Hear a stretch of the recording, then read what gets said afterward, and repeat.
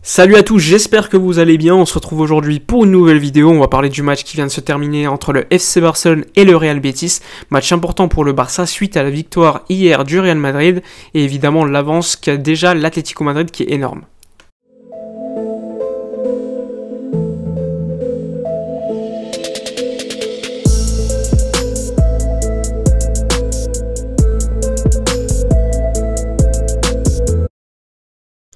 Avant de commencer la vidéo, je voulais vous présenter l'application numéro 1 de l'actualité du football, c'est l'application OneFootball.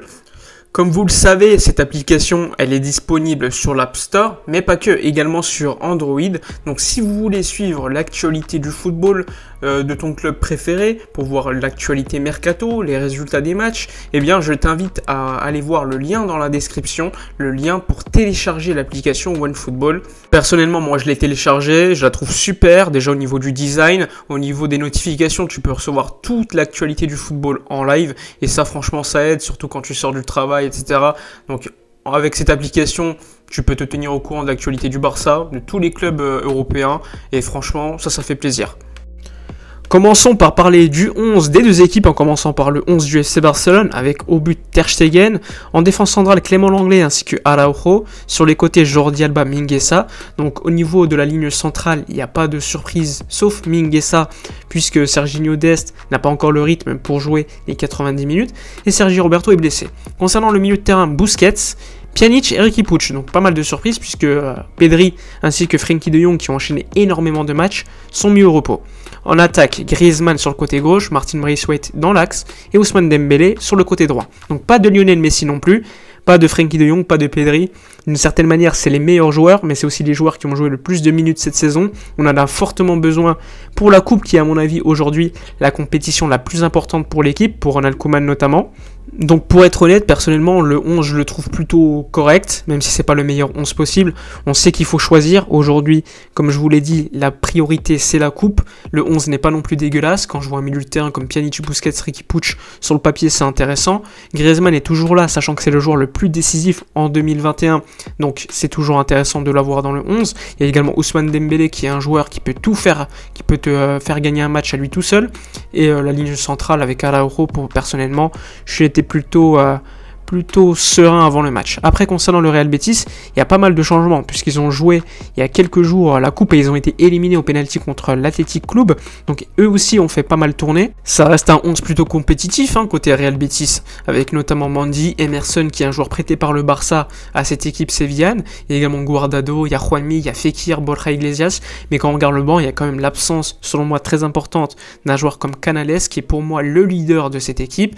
Donc il y a également Tello, il y a également Joaquin.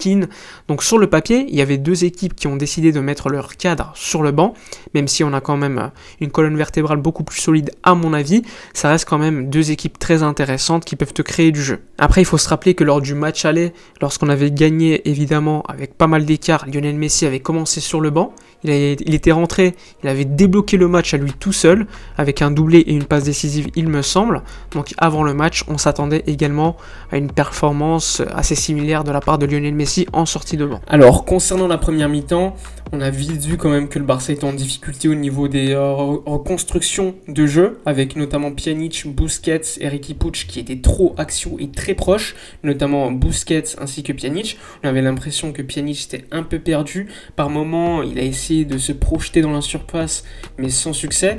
Et globalement, on a vu qu'il y avait trop de joueurs dans une même zone.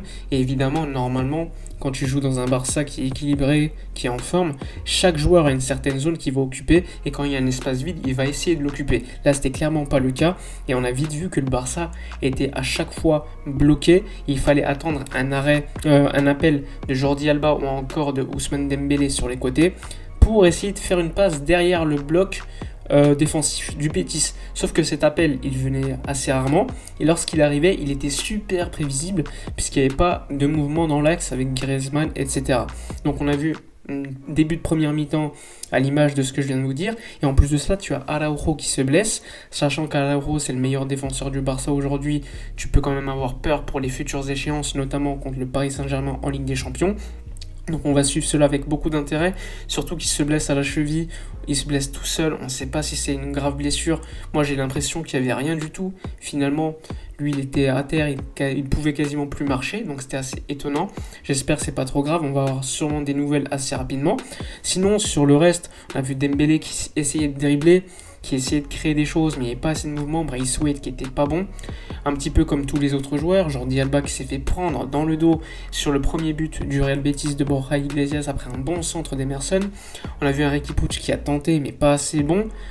Franchement, si je devais choisir un joueur qui a été bon, ce serait difficile. Clément Lenglet était plutôt correct au niveau défensif, mais encore une fois, il est également en retard sur Borja Iglesias qui fait un bel appel, même si au début il est hors jeu.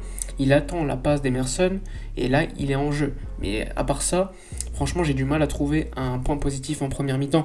En plus de cela, Clément Lenglet aurait pu marquer le 1-0 avec cette belle passe de Jordi Alba et la tête de Clément Lenglet complètement ratée. Il aurait pu quand même nous mettre assez tranquillement dans le match. Finalement, quelques minutes après, on se prend le but. C'est quand même assez rageant. C'est Frenkie de Jong d'ailleurs qui est rentré à la place de Araujo assez rapidement. C'est comme dommageable puisqu'on voulait faire reposer Frenkie qui était un milieu très en forme en ce moment. On le fait rejouer en défense centrale.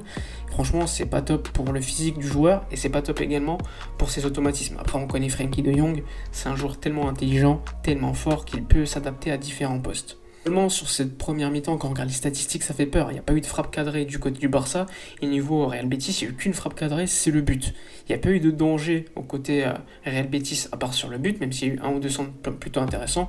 Il y a eu un ou deux centres plutôt intéressants avec Jordi Alba et Mingueza, mais globalement, c'était pas assez bon. Le pressing n'était pas coordonné. On voyait Riqui Puig, Griezmann le faire, mais derrière, ça ne suivait pas. Et on voyait également souvent des appels des ailiers du Real Betis derrière le dos de Jordi Alba et de Mingueza, et assez souvent ça passait trop facilement comme dans du beurre.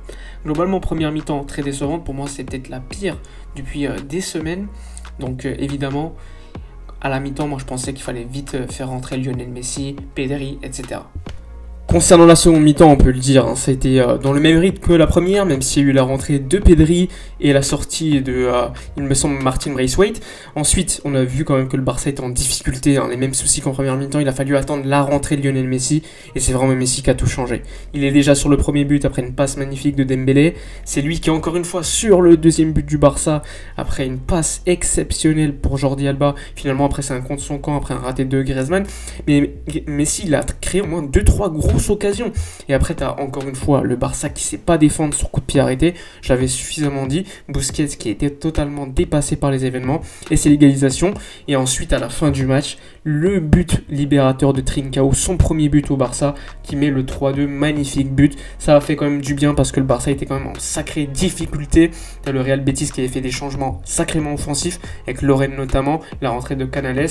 Et le Barça a quand même défendu la fin du match. Donc Titi est rentré pour remplacer Busquets qui était en difficulté. Et ensuite, c'était une défense. Il fallait clairement défendre et repartir, essayer de marquer. Enfin bref, dites-moi votre avis dans les commentaires. Évidemment, je suis déçu de la performance. On aurait pu attendre beaucoup mieux du FC Barcelone. Pour moi, l'MVP, c'est clairement Lionel Messi. Comme lors du match aller, c'est lui qui change le match. Même si Trincao marque le troisième but, pour moi, c'est Messi qui fait toute la différence. C'est lui le meilleur joueur du monde, encore une fois, et il l'a prouvé. Dites-moi votre avis dans les commentaires, votre homme du match. N'oubliez pas de liker, commenter, partager. Moi, je vous dis à la prochaine. Et d'ici là, comme d'habitude, portez-vous bien.